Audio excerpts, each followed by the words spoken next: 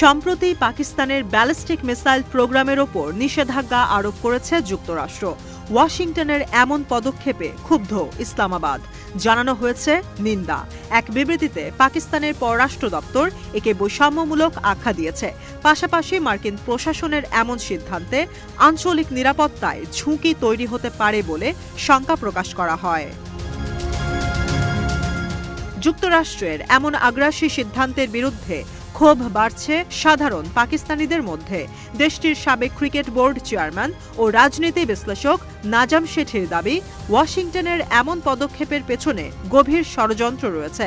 Ballistic missile প্রোগ্রামের মতো ভবিষ্যতে পরমাণু কর্মসূচির বিরুদ্ধেও প্রশ্ন তুলতে পারে যুক্তরাষ্ট্র।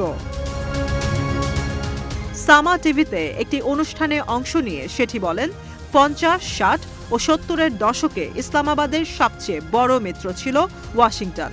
উল্টো দিকে নয়াদিল্লির সঙ্গে গভীর সম্পর্ক ছিল মস্কোর।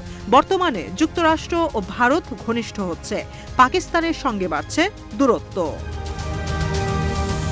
প্রত্যেকটি ক্রিয়ারই সমান ও বিপরীত প্রতিক্রিয়া রয়েছে। নিউটনের তৃতীয় সূত্রকে স্মরণ করিয়ে দিয়ে নাজাম শেঠি বলেন, যুক্তরাষ্ট্র ভারতের সঙ্গে মিলে পাকিস্তানের ওপর যত চাপ বাড়াবে, চীনের সঙ্গে ততটাই ঘনিষ্ঠ হবে শেহবাজ শরীফ সরকার। আগামী বছর যুক্তরাষ্ট্র ও ইসরায়েলের সম্পূর্ণ মনোযোগ থাকবে ইরানের ওপর। যদি 2025 সালে তেহরানের পরমাণু কর্মসূচি বন্ধে ওয়াশিংটন সফল হয়, সেক্ষেত্রে পরবর্তী বলির পাঠা হবে ইসলামাবাদ। সাবেক পিসিবি প্রধানের দাবি, 2026 সাল নাগাদ পাকিস্তানের নিউক্লিয়ার প্রোগ্রাম বন্ধে সর্বোচ্চ চাপ প্রয়োগ করতে পারে যুক্তরাষ্ট্র। তবে মার্কিন নিষেধাজ্ঞা চীনের সঙ্গে পাকিস্তানের সম্পর্কে কোনো বাধা সৃষ্টি করতে পারবে না। সেটির দাবি, পাকিস্তানের অন্যতম বড় সাহায্যকারী দেশ চীন। মার্কিন নিষেধাজ্ঞার কারণে ইসলামাবাদ বেইজিং সম্পর্কে কোনো নেতিবাচক প্রভাব পড়বে না। যদিও সাম্প্রতিক সময় শেহবাজ শরীফ সরকারের সঙ্গে শি জিনপিং প্রশাসনের সম্পর্ক ভালো যাচ্ছে না, এর পেছনে কাজ করছে দুটি বিষয়।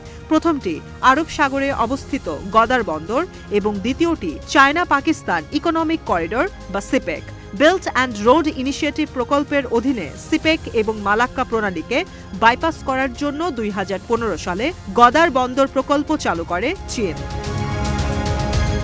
তবে বেলুচিস্তানে বিদ্রোহীদের দৌরাত্ম্য, প্রকল্পের ইকোনমিক মডেলে বৈষম্য ও প্রায় এক দশকেও দৃশ্যমান অগ্রগতি না হওয়ায় চলছে পাল্টাপাল্টি দোষারোপ। নাজাম শেঠির দাবি, দুটি বিষয়কে মীমাংসা করতে পারলে সুদৃঢ় হবে দুই দেশের বন্ধন। পাশাপাশি ব্যালিস্টিক মিসাইল প্রোগ্রামে চীনের সহায়তা পাবে পাকিস্তান।